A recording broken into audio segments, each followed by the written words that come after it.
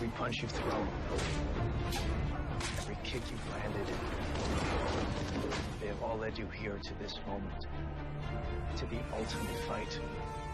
Who am I fighting? A being who stands against all there ever was or will be. The apocalypse itself. The AntiMonitor. It's time to get your friends. We defeat the AntiMonitor. We find a way to get all the people we lost back. All life ends. Only I am eternal. We'll see about that. If we're gonna go down, we go down fighting. Let's do this.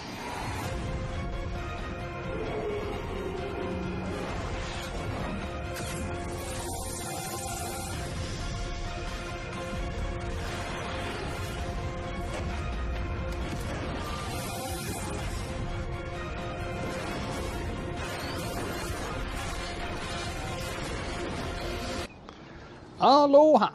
This is Trinidad, the Island Man, your Island Man, coming to you live once again from beautiful Hawaii here on the island of Oahu, bringing you, yes you, the best movie reviews on the entire island of Oahu. But today I'm not talking about a movie, I am catching up on some TV shows, and so this is my TV show review of Crisis on Infinite Earths. This includes the CW shows, all of the shows. Everything from, I'll just list them in order of appearance and the way that you should watch all 5 episodes. Supergirl, Batgirl, Supergirl, Batgirl, Black Lightning, Flash, Arrow, and then Legends of Tomorrow. And yes, this is the Crisis on Infinite Earths that, started in the last week, I think, of December. And for the first time, they held off the last 2 episodes until January of the new year. So this last week, it finally concluded with the 4th and 5th episodes of Arrow and Legends of Tomorrow. And let me just say that this entire season of Arrow, season 8, led directly into this crisis. So although I am talking about the crisis and just those 5 episodes, you should really go ahead, and if you want to really enjoy the crisis and see some extra footage, you have to watch all of season 8 of Arrow, which isn't very much. I think it's only like 10 episodes before the crisis. From the last crossover event last December, we saw Oliver Queen, Superman, Supergirl, and the Flash have to battle this super powerful entity named the Monitor. But we find out that he is actually an altruistic being of supreme power, preparing these heroes for the battle that is to come in the following year. At the conclusion of Arrow of Season 7, we see the Monitor appear and bring forth, Oliver Queen the bad news that he is going to die. And his death happens in the crisis of Infinite Earths. And that there is nothing that he can do about it.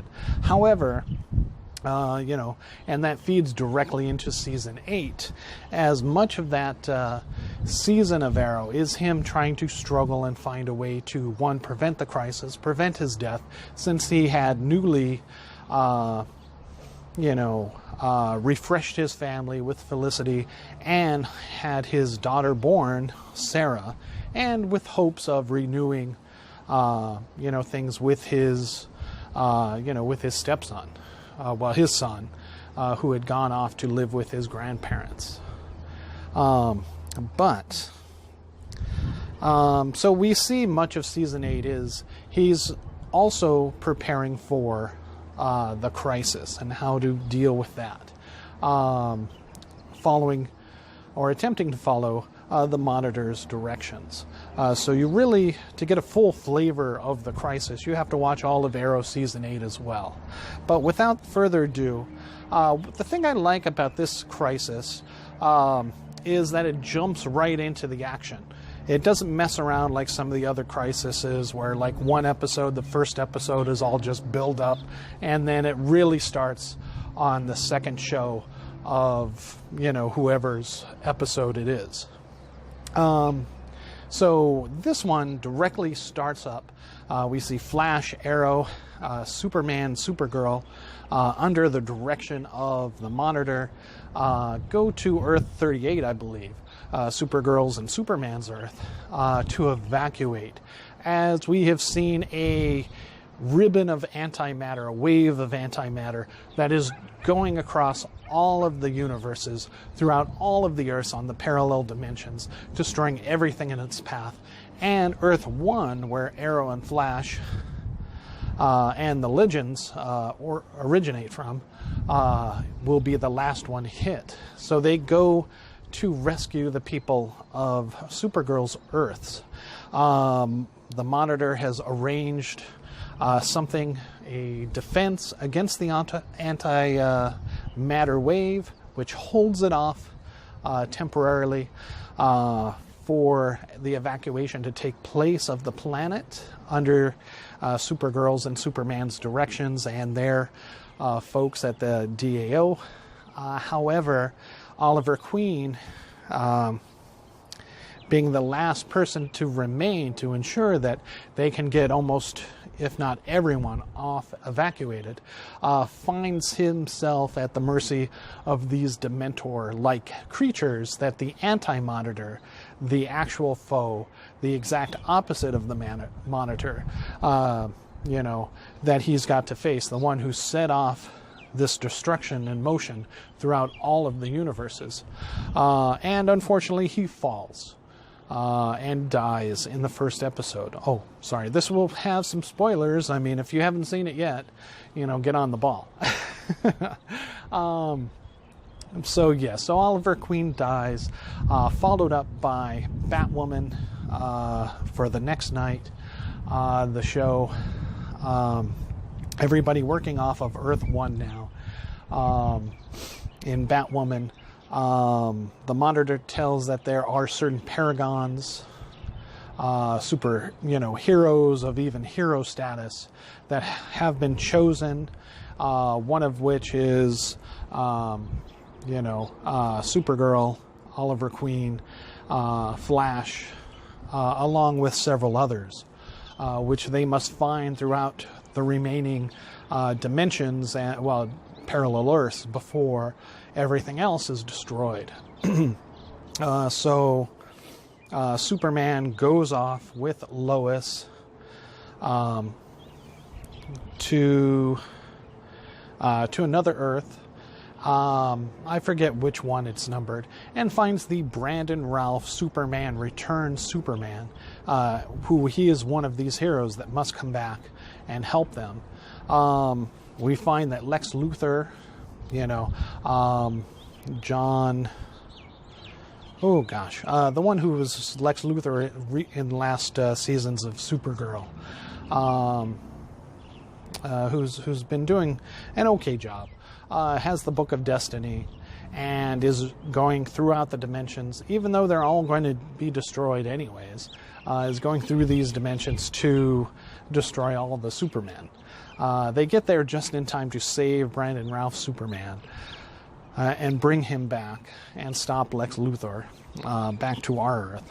In this, we get some interesting crossovers. We get to see from the old show of Birds of Prey, Bruce Wayne's daughter and Catwoman's daughter,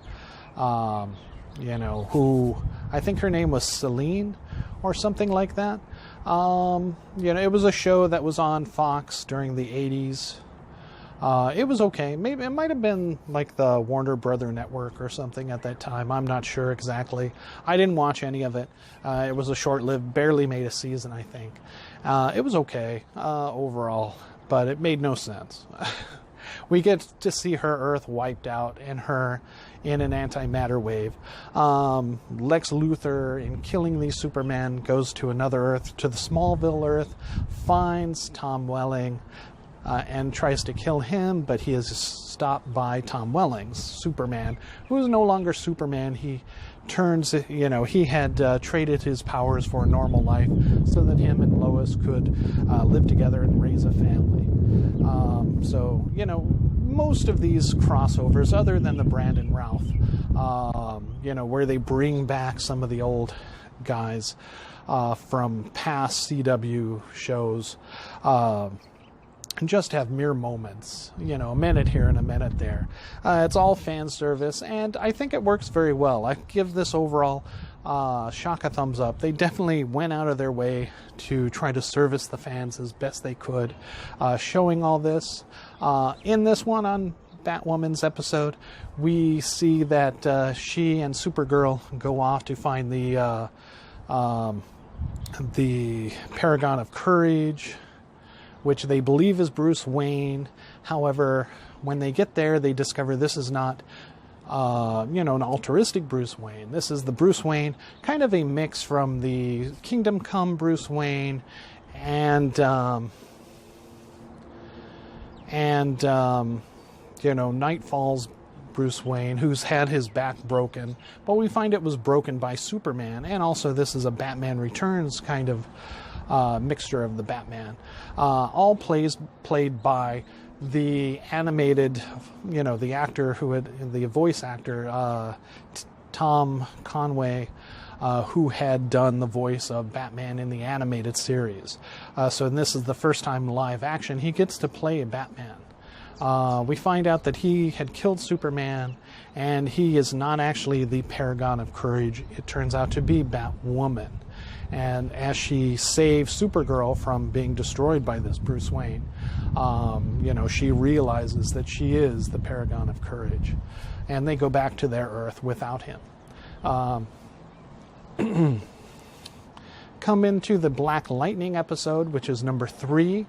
This is pretty much a standalone bottle episode of Black Lightning, but as they have never done a crossover before within their 3 seasons, this gets everybody ready and prepared for the crossover and for the idea of multiple dimensions for all of these folks. And so basically, once they're introduced to all these other dimensions, Black Lightning at the end, as the antimatter wave comes and destroys his Earth, is sucked away, portaled away by the remaining heroes, the Monitor, etc., to Earth 1. And he is saved to help them out in the episode of The Flash, where we find the original Flash, very much like a Batman Returns Part 2, where he is running on a treadmill. The original 1980s Flash, I believe, by John Wesley or something, I think. He's been on The Flash numerous times before, as they paid homage to the fact that he was the older Flash, both playing Barry's father and, the Silver Age, maybe Golden Age, Silver Age Flash as well. So that was very interesting. But he's on a power, and he is actually being forced by the AntiMonitor to run on this treadmill, and is powering this antimatter wave.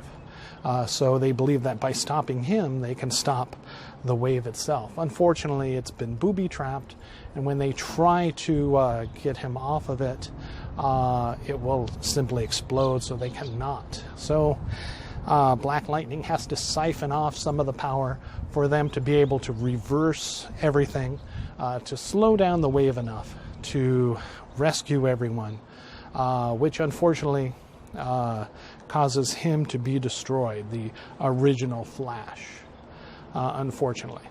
But everyone else is rescued and saved. However, the wave still hits everyone, Earth 1, and their Monitor. Basically, the Spectre was a ghost-like entity in DC Comics, ranging all the way back from the, I want to say the 50s, maybe the 60s, on up even into current DC Comics, I believe.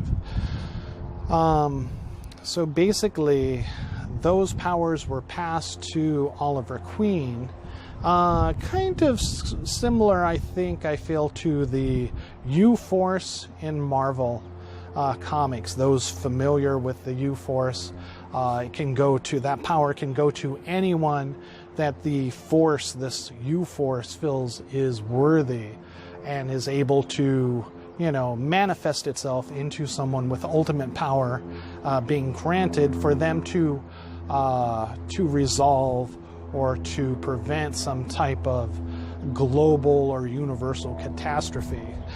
This is how the Spectre is used in this, as Oliver Queen, who was deceased, now has this power, is no longer the Oliver Queen Green Arrow that we know, but is able to unlock Barry's potential so that he can enter the Speed Force and take the others with him, the remaining heroes, to go back to the dawn of time, which is where originally the AntiMonitor comes out and, is realized, comes out and realizes of these other dimensions, and basically begins to destroy them. So they go back there, fight off basically more of these Dementors. That way, Oliver, as the Spectre, can battle out himself against the AntiMonitor, but only at the last minute, with the other heroes having defeated these Dementor-like beings, focus their will into Oliver, giving him the strength to defeat the AntiMonitor and bring everything, basically stop him and bring all the universes back from destruction. Or so we think. As now, final episode 5, which is in Legends of Tomorrow, basically we come back to Earth. We find out that Supergirl, Superman, Flash, Green Arrow, Black Lightning, all of their Earths, even Batwoman's Earth, are all on the same Earth now. Earth Prime, they call it. And that the other multiverses do not exist, at least to their knowledge. And we find out that history has been rewritten to the occupants of Earth, everyone else who was not involved in this crisis. They realize, to them, it's always only been one Earth, and all of these heroes have always worked together and lived on this single solitary Earth, Earth Prime. At the end, so basically this sets it up just like the comics, whereas in the original Crisis, DC Comics shoved all the multiverses, all the different dimensions and planets all into one singular Earth for the heroes to work off of. That way it makes crossovers a lot easier. They can go from city to city to help, and maybe we'll see even more crossovers now between particular heroes, whereas before they always had to use some kind of interdimensional, interplanetary, dimensional vibing or portal to get to see some of these other heroes. So basically it consolidates all of it. However, at the end, it appears that Oliver Queen, aka the Spectre, is no more. He is the only one to not return. However, we do see that history has been changed by Lex Luthor again, who had held the Book of Destiny. He is now seen in the eyes of the world as a hero.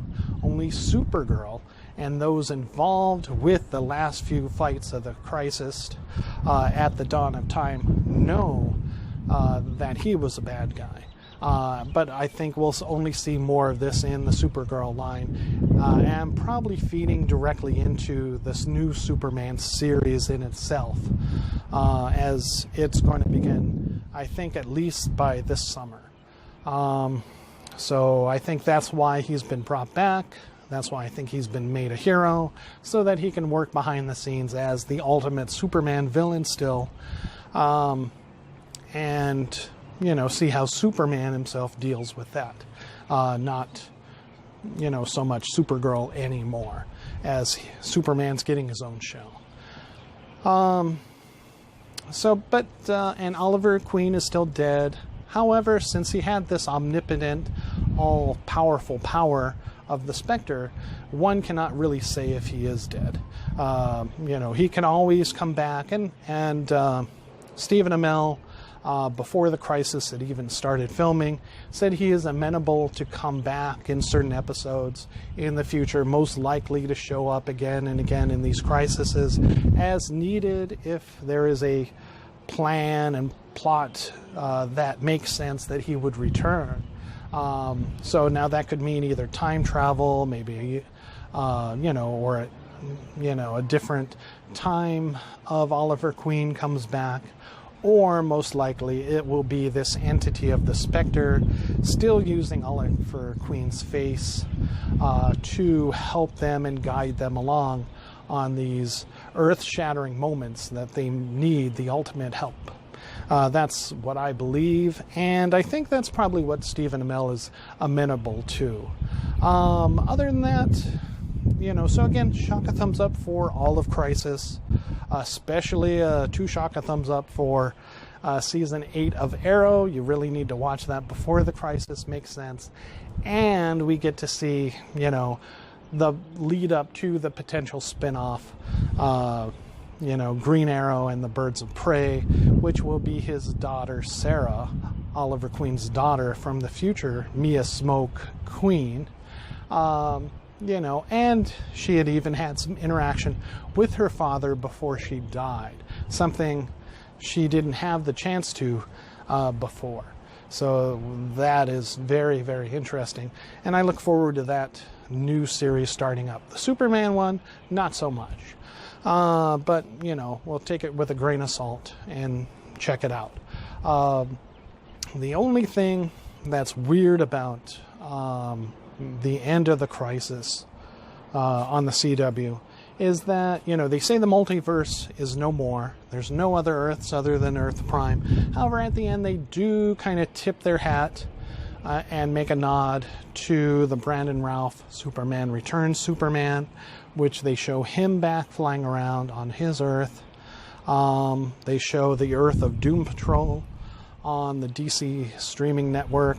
They even show the Swamp Thing, the show that was canceled, in the forest, saying that he's still around. I mean, potentially there's still a potential DC Dark Universe movie that could take place where he's in it.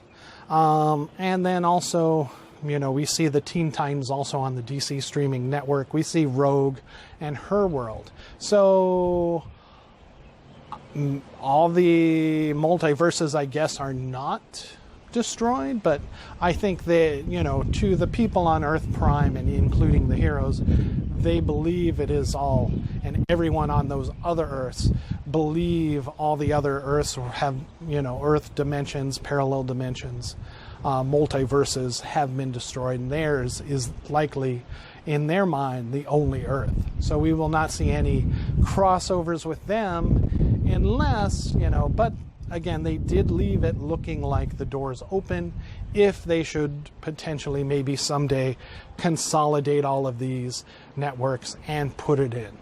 I'm sure you've heard about it. There was a major spoiler in the Arrow episode, the 4th episode of Crisis, where we see Barry Allen, the Flash, our Flash, Tim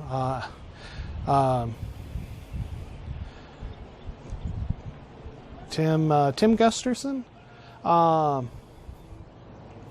I think I got that name, but the current Flash running through the Speed Force, stops for a moment and runs into Ezra Miller's Flash from Justice League, or possibly even before Justice League, because he wasn't even aware that his name had been the Flash. So it was early in his career, and basically, that was a major nod to including that multiverse in it. But of course, at the end, we do not see any nod like we do for Doom Patrol, Teen Titans, Swamp Thing, or Superman Returns in, at the very end of this Crisis episode, in the Legends episode. So, we don't know about the state of the Justice League, very much like how, very much like real life, how no one knows what the state of the Justice League is, with DC just doing the individual movies right now, Aquaman, Wonder Woman, Joker, and a standalone Batman to take place sometime in the near future. Who knows?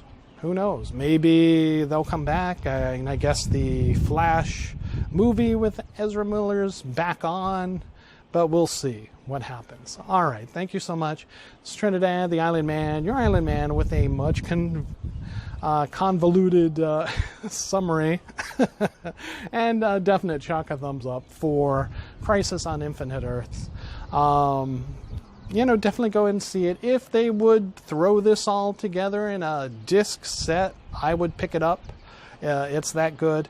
If you missed it on network TV, go to the CW network website.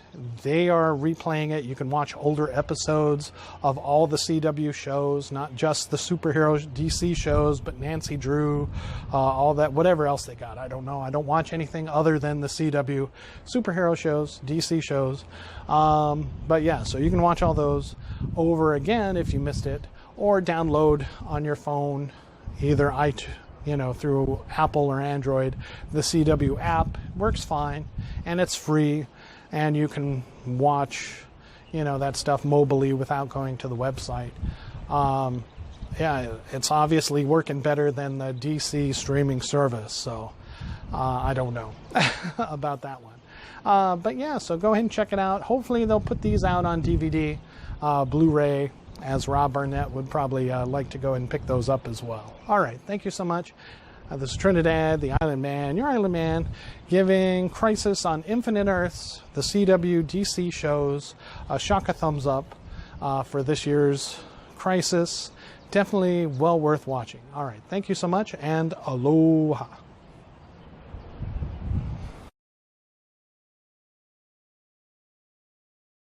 Found release.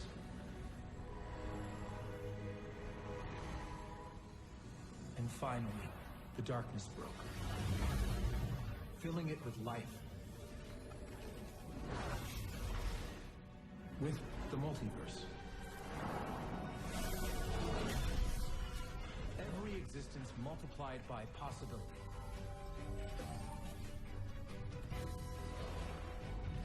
And spread out before space and time in infinite measure.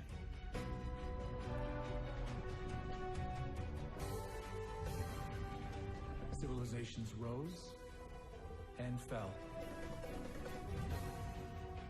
And rose again across reality's grasping expanse. Life, a precious gift, persevering in the face of every obstacle.